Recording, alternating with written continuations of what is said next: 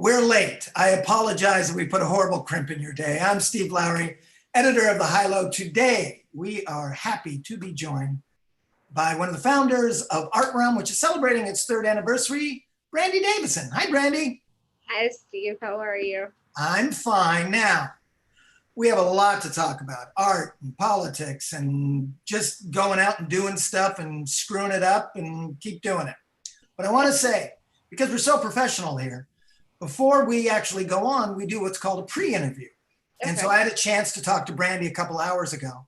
And I just want to tell you how disheartening it is to talk to someone who's 31 years younger than you. And she's just so much wiser and smarter. I cut off the phone. I'm like, what am I doing? How did I get to be here? Because Brandie, we talked about so many things. And the first thing I want to get to is something you mentioned you want to talk to. I think it's a good jumping off point. Art Realm, this terrific art collaborative or collective that you helped to found, is 3 years old now. And I think a lot of people look at it and say, oh, wow, there's something I could never do. That's incredible what she's made available. This collective makes beautiful art and thoughtful art available to the public, and also creates a safe space for artists of color. That's beyond me. And you wanted me to make a special point of saying, basically, I don't know what the hell I'm doing. Yeah. Okay, talk to us about the beginning of Art Realm. So, I had no experience with curation at all. I honestly didn't know what curation was at the time. I just saw a need and followed that. And of course, I had help from friends and help from different people in the community. But like you said, I didn't plan this. It wasn't a long-term goal I've had. I didn't dream of becoming a curator or being in this space, not in this capacity, or even being a leader for that, So it was definitely just me seeing a need, like I said, and following that. We have a terrific piece that will actually be going up. The moment the live chat's done, we're going to put up Asia Morris's terrific feature about Brandie and Art Realm. And up top, Brandie hasn't even seen this. She talks about the first show that Brandie put on, and basically anyone who's ever put on a party knows everything turned out wrong. Am I right? Yes. Oh my God, it was so bad. Just thinking back on it. Luckily, we got to use, this was when the Long Beach Museum was Artex. So this was a while ago. This was about 2012, 2013, somewhere around that era. And I was just like, okay, like we're gonna put together this show. And it was at first supposed to be a collaboration between a collective that actually already existed, but they were going to come and visit from Georgia. So they were supposed to bring work from this really popular artist named Action Hank. And he ended up just not coming. the guy who was bringing the work, and he was the featured headlining artist. So a lot of people show up and they're like, oh, where's Action Hank stuff? And I'm just like, it's not here. and I only had two other artists in the show. They scaled their art extremely small, and the artist space is extremely large. So it was like small work on like two walls. And I booked like 7 musical acts, I remember. So it was just like back to back music performances. It was like no space to breathe, but everybody had such a good time. Like even though I was sitting around. I can only imagine it. Musicians are well known for being on time and responsible. So they must have been just great.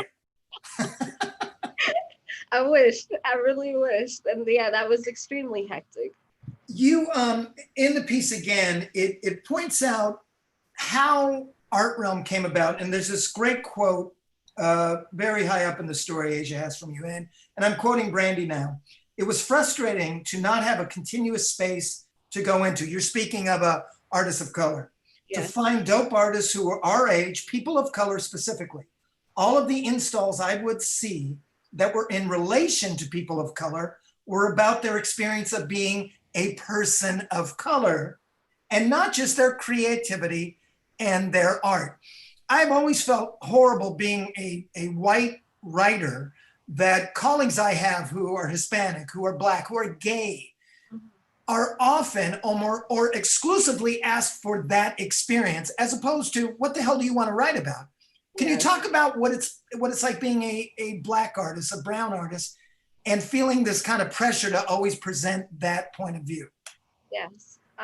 So I think it's important to just first off acknowledge there's this weird cycle off top as an artist, right? You have to have experience to be shown a lot of times. And how do you get that experience if you already needed to be in the gallery? So like just starting there, it's hard for emerging artists.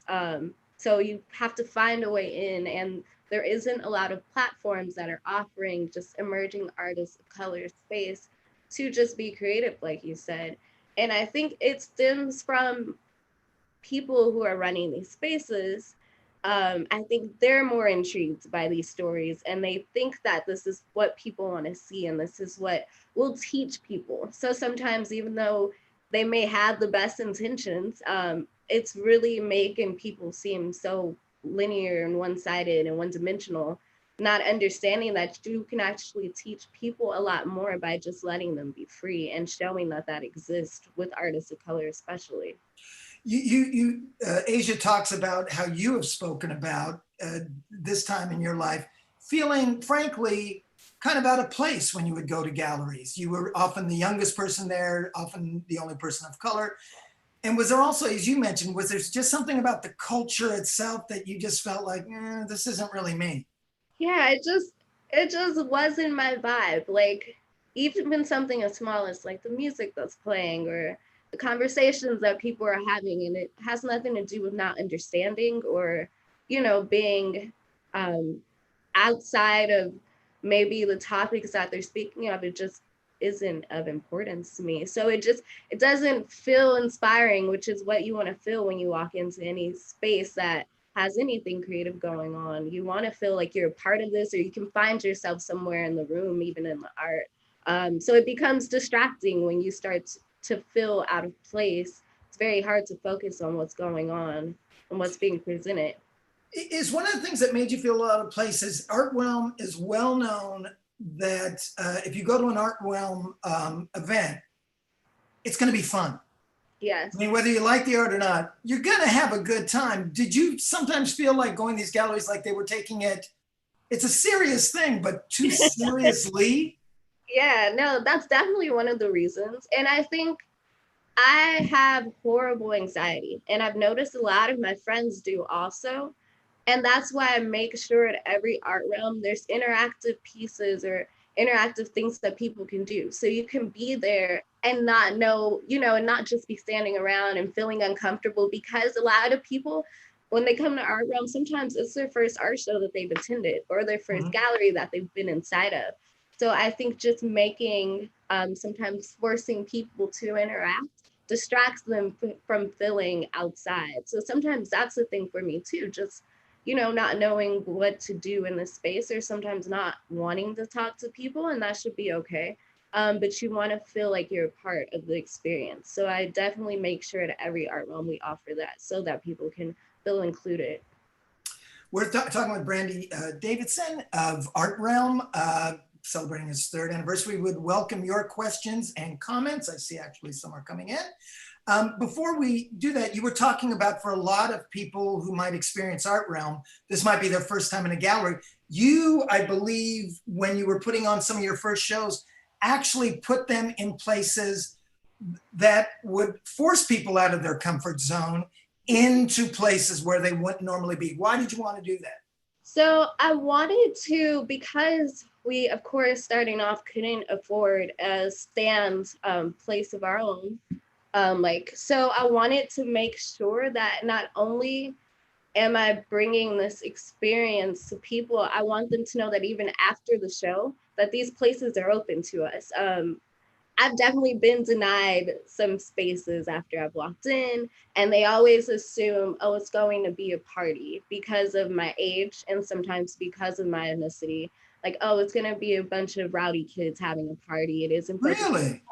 yeah, I've gotten that a couple times, or like a couple eyebrows, like because of it's usually because of our age. And I want to make sure that people know, like, this space was open to us and allowed us to do this here and trusted us. And I want to introduce people in my community to these spaces so that they can come back or have their own events there, or come and, do whatever those spaces are offering. So I love doing the pop-up method. That way I'm introducing not only my audience to this space, but this space to us also, so we can start to foster these relationships. Here's the first question. What has Art Realm had to change or do differently since the pandemic? As far as, obviously you can't have events. Yes. So what have you done to kind of substitute for that? So that has been definitely one of our biggest challenges. We had a huge show planned for the end of this year, and I feel irresponsible doing that in this climate, even as, things are still very relevant right now with the pandemic. And I wanted to make sure that we put that on hold. We normally have about anywhere between 100 to 300 guests in and out during the night. So we're definitely right now figuring out how to pivot. We're putting together some things where guests can come in, a few people at a time, and it'll be more of a walkthrough presentation. We're also planning some things that we can do outside, so more of just like public displays of artistry and creativity. So a couple of those things will be coming up before the end of the year. We want to take a look at some of the art, but before we do that, I just want to ask you, just hearing you talk, you can get to a spot, especially if you're an artist and you create something like this, and all of a sudden you're doing a lot more of the administrating than the art making, right? How's it been for you?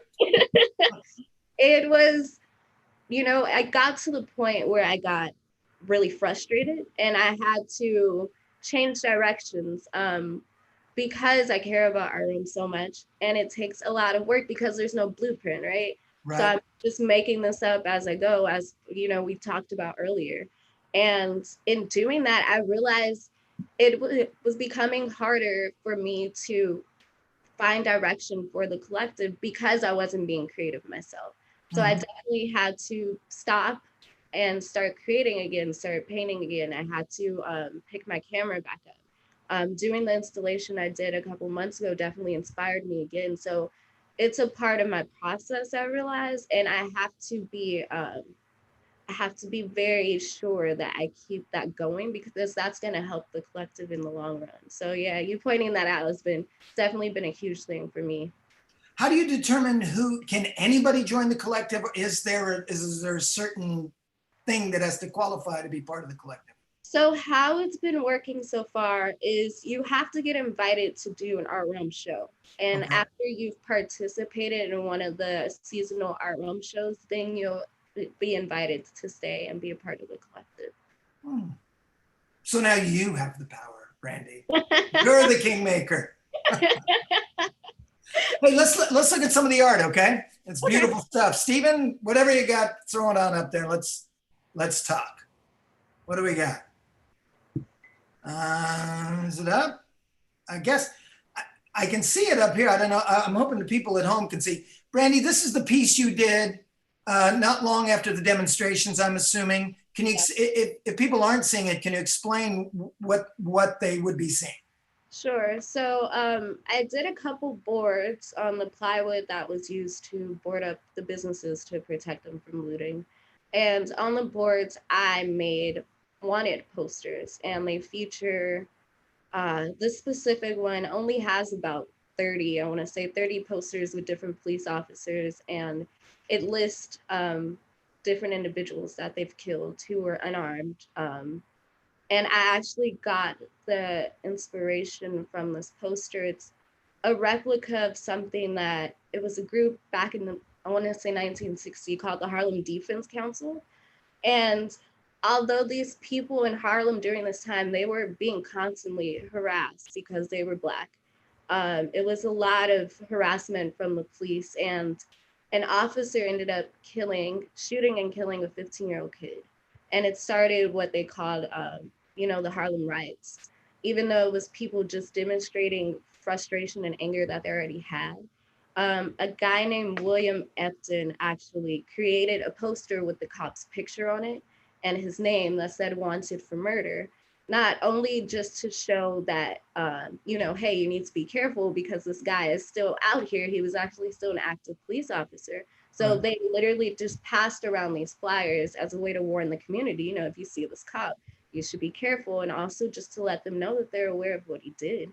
And I think it's important for Black people, especially, to see the officers sometimes and not so much the victims, because the victims look like us. A lot of times we do see memorials of the victims' faces. And I think that's haunting sometimes, because I know that these people look like me, they look like my brothers and my friends. And I think it's important to show, a lot of times when we think of criminals, you know, we have these stereotypical images that pop into our head because of propaganda and what they show us. And I think it's important to show that no, these officers have, you know, committed crimes, and this is what these particular criminals look like, unfortunately. I remember during the demonstrations being out there, more than a few people mentioned, Black people, specifically men, mentioned, look, I do not want to become a beautiful mural on a wall with rest and power. You know, I think it's lovely that people do that, but that's not where I want my life ending up. The stuff you did was powerful.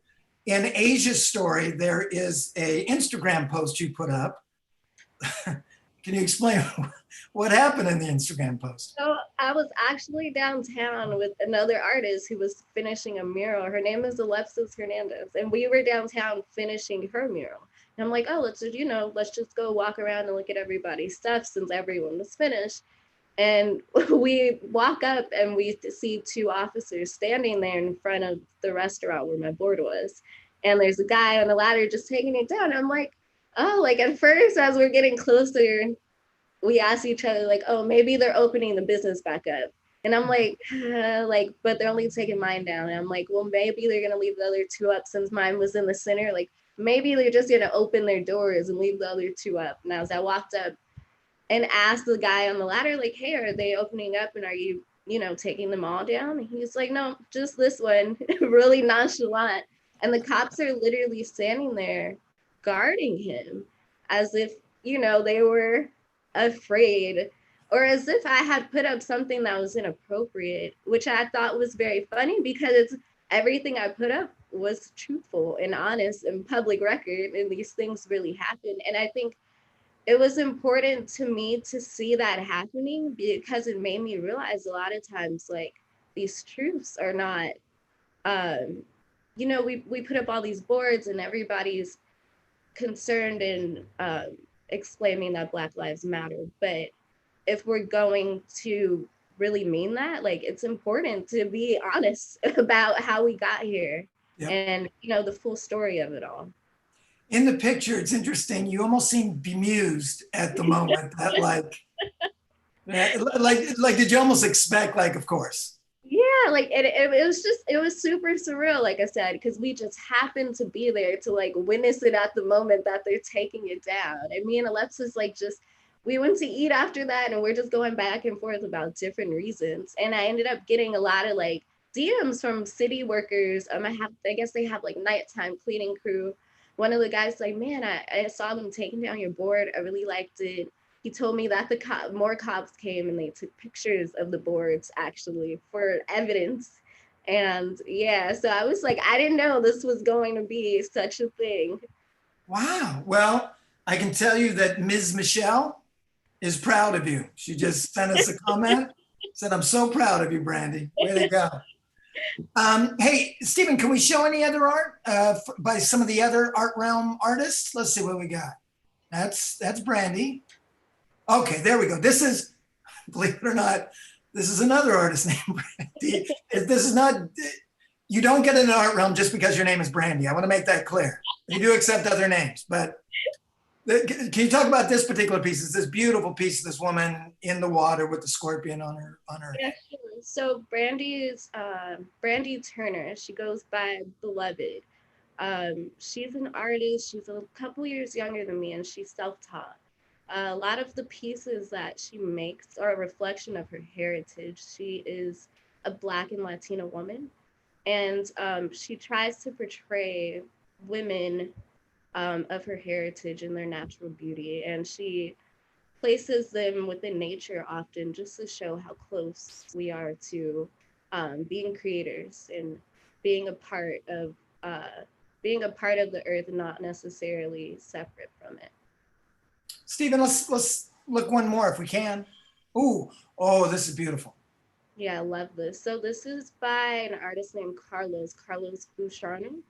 Um, he's amazing. He's from Colombia, but he's now a Long Beach native. He actually is an educator as well. So he's Okay. worked closely with mostly incarcerated youth, finding creative ways for them to release their emotions, during their time in juvenile detention centers in safe ways. This piece that he does is actually interactive. He'll have the actual tank of water, and he'll allow guests to place inside different colors. It's like a powder that turns into this beautiful, like liquid form, just to show that we're all connected. Um, and the different colors can represent whatever you want them to, but it's very beautiful to watch and watch everybody participate. It really is. And in Asia's story about you, Carlos is kind of highlighted. And he came to Long Beach from Columbia by way of Madison, Wisconsin. He was at the University of Wisconsin. Mhm. And you get the feeling, coming to Long Beach can be intimidating after being in this, Madison's a beautiful town, but it's little. Yes. And he came here and he said he found almost immediate community and family with Art Realm. How are you able to create that feeling? Because I have to imagine, like any other creative effort, there can be some ego in art. How are you able to create something where someone from far away instantly feels, I have a home here? Yeah. So you know what? I don't know if I created that.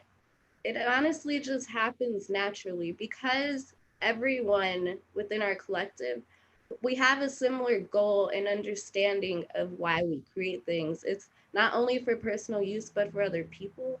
And I think that solidifies us in so many ways, as far as even what we're creating, how we're communicating, and what we're getting across.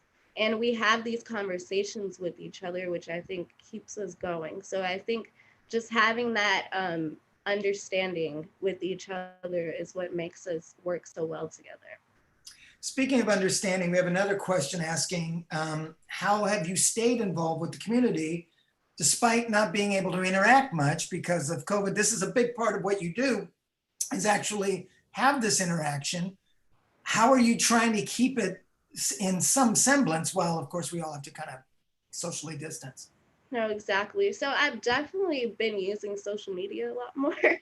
um, it is a great tool for just checking on people, and even some of the galleries and businesses that I've worked with, I've checked in on the owners and the curators, and I've also just been getting advice from them. And I think in getting advice, it's also strengthening our relationships while we're farther, apart right now in this moment. So I think just reaching out to people and still trying to learn despite how things are right now has been important for me and helping me feel connected. So Brandie, as we're getting ready to wrap up here, one of the things I loved about Asia's story, and I think it is apparent to anybody who's listening to you right now, is that sometimes, when we talked about this, sometimes people in the art, in visual art, sometimes they have a language all their own. Let's just say that, okay? And sometimes it comes off a little pretentious. yeah. You are none of that. Is that a conscious thing with you, that you wanted to kind of separate yourself from that kind of world? Well, I think for me, again, I think it's natural because I stumbled into this role, like I mentioned, and I didn't just pop out like I'm gonna be this badass artist or creative, or I didn't like put that armor on myself. I let it happen naturally. And for me, it's more of a responsibility, right? Like I'm doing these things because I feel like it's a duty of mine, like a calling. So it isn't about me. So I think that's how I stay pretty humble, because I'm doing this for other people. Other people are helping me. It's more of like a machine, and we're all doing this together. So it really isn't about me. I make it about myself when I need to, as far as my personal creativity and finding myself in those ways. But like I said, it's just all a part of a bigger purpose. Given what you've accomplished already, if you were to talk to someone well, I was gonna say around your age, but anyone, even someone like me, who maybe doesn't necessarily want to start an art collective, but might have other things. So far, what have been the lessons that you've taken into your life that you think are pretty much applicable to everybody?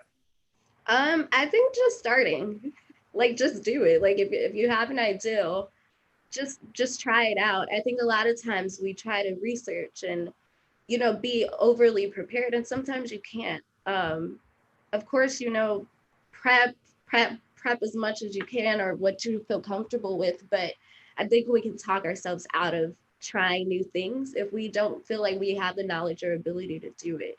And sometimes we just have to jump in and learn as we go. So I think that's definitely been important for me. And finding mentorship and being comfortable with saying, hey, I don't know this, but I know this person does. And that also helps to foster relationships. So that's definitely been two important lessons for me. Because the bad things are going to happen, right? The disasters, the artists not showing up, it's going to happen anyways, right? Good times. Yeah, exactly. And it teaches you how to pivot. It teaches you, once I've gone through experiences similar to that, it also shows up in other parts of my life, right? So even with school and with work, our realm has definitely helped me to realize, like, okay, I've been in a tough spot before. I just have to find ways to, find solutions. Um, Before we go, does Art Realm have anything coming up that people can check out or be a So we part of? actually just did a run of a quarantine, which is a zine surrounded and featuring 10 of our artists. And it just focuses on our time in quarantine. We actually sold out of our pre-sale books, but they will be available in the Hangout soon. So Okay. there's a limited supply and we'll be putting those on display soon. But you can definitely find us on Instagram to stay up to date is probably the best way. Well, congratulations, Brandie. This has been a pleasure. I'd like Thank to you. thank everybody for coming along. We'll have another live chat tomorrow. Have a great afternoon. Now, Brandie and I are going to stare at each other uncomfortably while you all go away. Bye.